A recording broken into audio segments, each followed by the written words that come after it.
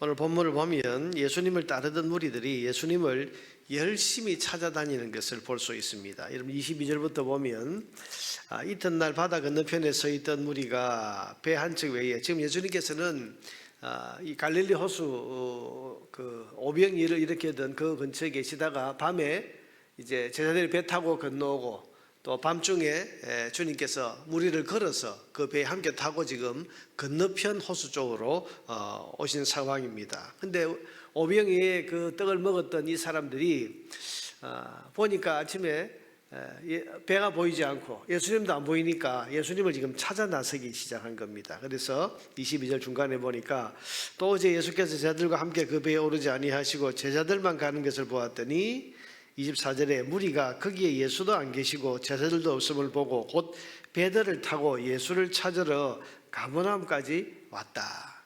그러니까 이 오병이의 떡을 먹고 배부르던 이 사람들, 은혜를 경험했던 이 사람들이 예수님을 찾기 위해서 지금 찾아보니까 안 계시니까 어제 제자들이 배 타고 건너가던데 저 배 타고 우리도 저 건너편 호숫가 쪽으로 가보자 해서 호수를 배 타고 지나와서 가버나움이라고 하는 그 건너편 동네에까지 와서 예수님 어디 계십니까? 어디 계십니까? 하고 찾다가 예수님을 거기서 만난 겁니다.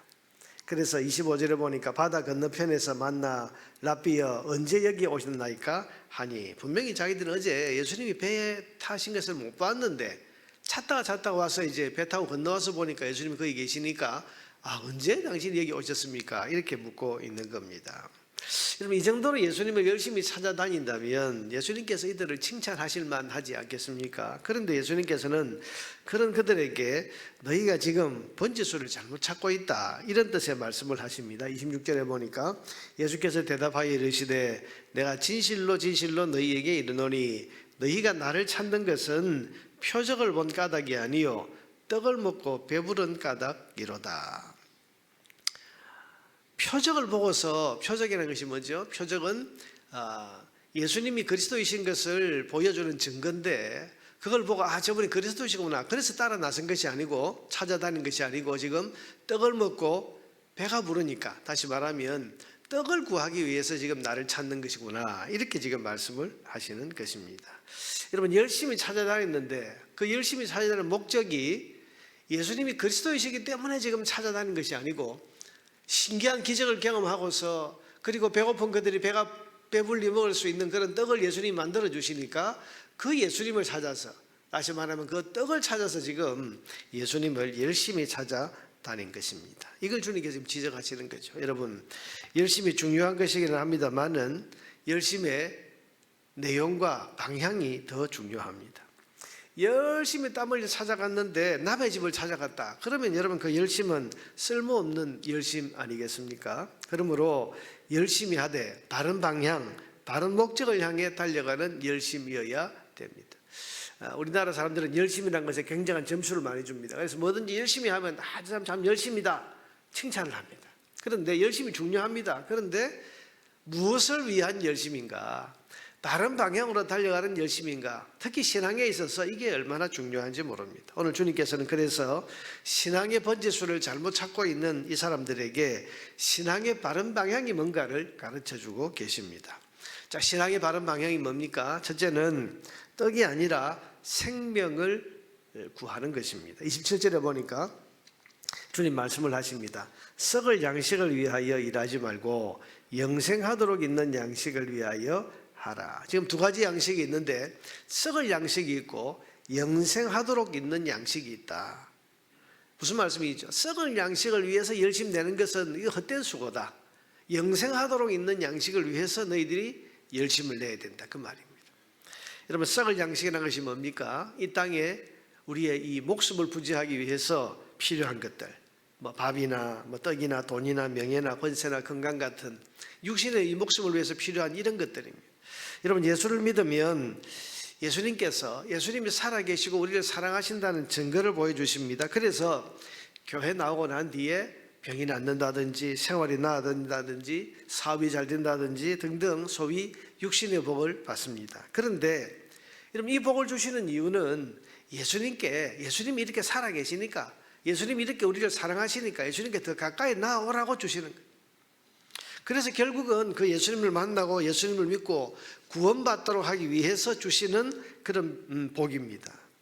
그러니 이런 육신의 복을 받으면 받을수록 이 복을 주신 예수님을 바라보고 이 복을 주시는 예수님께 더 가까이 나오려고 해야 되고, 이 예수님을 만나서 결국은 예수님이 주시려고 예수님이 우리에게 주시려고 가져오신 이 생명, 영원한 생명을 얻는 데까지 나아가야 됩니다. 그런데 육신의 복을 이 받는 것에 이게 목표가 되고 이게 방향이 되어서 여기에만 열심을 내어서 매일 구하는 것이 돈이고 건강이고 출세고 유명해지는 것, 여러분 주님 앞에 나와서 이런 것만 구하고 있다면, 썩을 양식만 구하고 있다면 그건 신앙의 번지수를 잘못 찾고 있는 겁니다.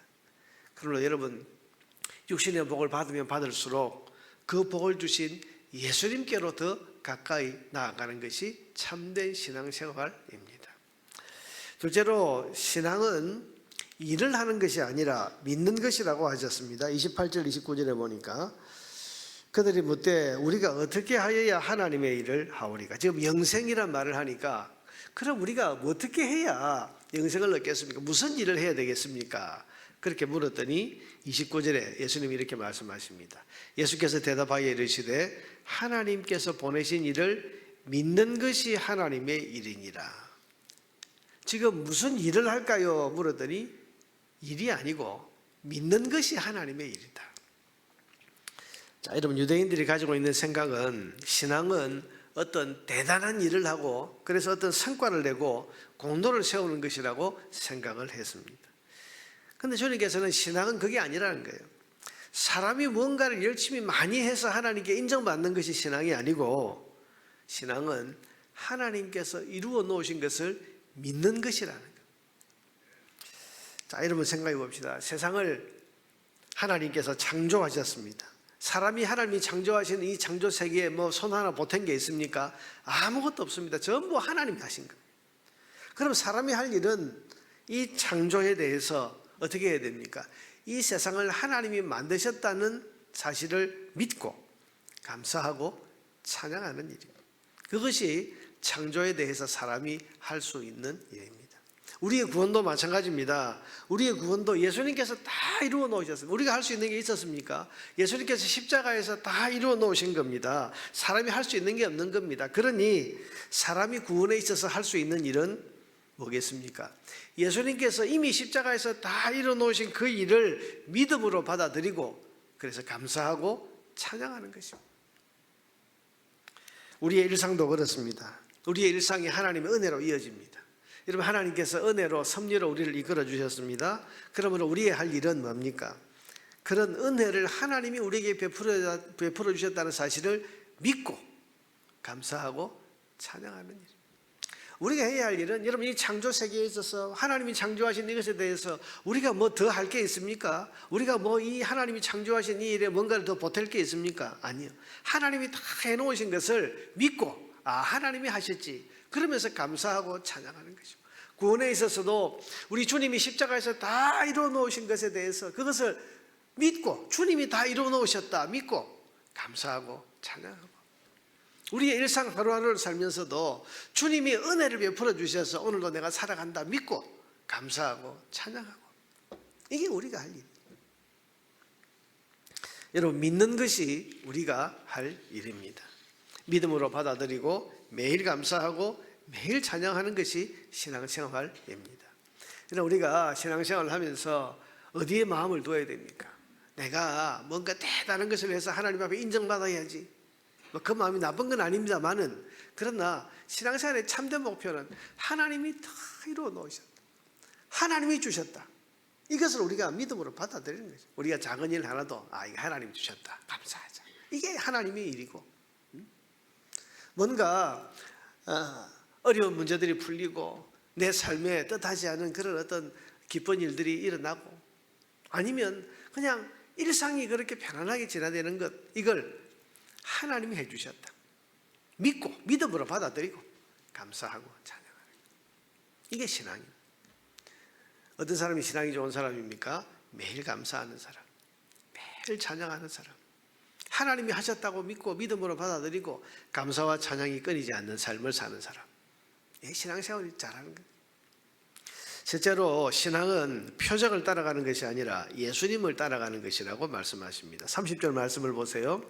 그들이 묻되 그러면 우리가 보고 당신을 믿도록 행하시는 표적이 무엇이니까?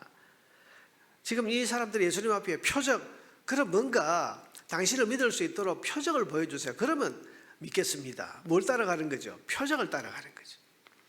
그런데 여기에 대해서 주님 하신 말씀이 35절입니다. 예수께서 이르시되 나는 생명의 떡이니 내게 오는 자는 결코 줄이지 아니할 터이요 나를 믿는 자는 영원히 목마르지 아니하리라. 표적을 따라가는 게 아니라 표적이 가리키는 예수님을 따라가는 것이 신앙이라는 거예요. 자, 여러분, 신앙은 신기한 표적을 따라가는 것이 아닙니다. 표적이 가리켜주는 예수님, 모든 표적은 예수님이 누구신가를 가리켜주는데 우리가 예수님을 바라보라고 우리가 이런 표적이라는 것이 사인이라고 그랬는데 표지판 같은 것입니다. 우리가 여기서 부산으로 간다면 길에 표지판이 있죠.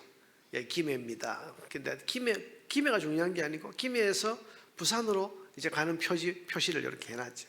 그리고 또 이제 부산 다 들어가면 여기서부터 부산입니다. 표지판이 있지 않습니까? 결국은 표지판이 가리키는 것은 부산이죠.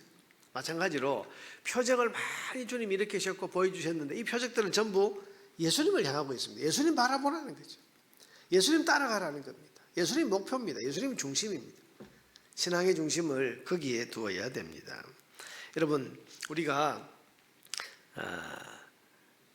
40절 말씀을 한번 보세요. 내 아버지의 뜻은 아들을 보고 믿는 자마다 영생을 얻는 이것이니 마지막 날에 내가 이를 다시 예수님 따라가면 영생을 얻게 되고 마지막 날에 부활하는 백성이 된다. 그러니 우리가 예수님을 따라가야 돼요. 우리 신앙생활은 예수님 따라가는 겁니다. 여러분, 오늘도 그래서 우리는 나 혼자 걸어가면 안 됩니다. 예수님과 함께 걸어가야 됩니다. 그게 신앙입니다. 걸어가되 내가 주님보다 앞서서 가면 안 됩니다. 예수님께서 앞서가시고 나는 그 뒤를 따라가야 됩니다. 이게 신앙입니다. 주님이 항상 앞서가시고 우리는 그 뒤를 계속 따라가는 거예요. 여러분, 오늘 주님께서는 신앙의 번지수를 잘못 찾고 있는 이 사람들에게 바른 신앙의 방향이 뭔가를 지금 가르쳐 주셨습니다. 떡이 아니라 예수님을 찾는 것이 신앙입니다. 일을 하고 공로를 세우고 뭐 하나님 앞에 인정받으려고 하는 이것보다 하나님이 은혜로 모든 것을 이루어 주셨다는 사실을 믿음으로 받아들이고 감사하고 찬양하는 것이 신앙생활입니다. 무엇보다도 예수님이 앞서시고 나 혼자 가는 것이 아니라 예수님이 앞서시고 그 예수님의 뒤를 따라가는 것, 순종하며 따라가는 것, 이것이 신앙생활입니다. 그래서 내 뜻, 내 생각, 내 고집, 내 주장, 내 생각 이것 가지고 살면 이 사람은 아무리 열심을 내어도 신앙생활을 바르게 하는 사람이 아닙니다.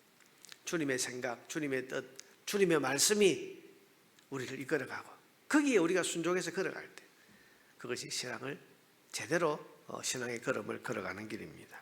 여러분, 참된 신앙생활 열심히 하되 보람 있는 참된 신앙생활에 힘쓰는 저와 여러분 되기를 주님의 이름으로 축복합니다.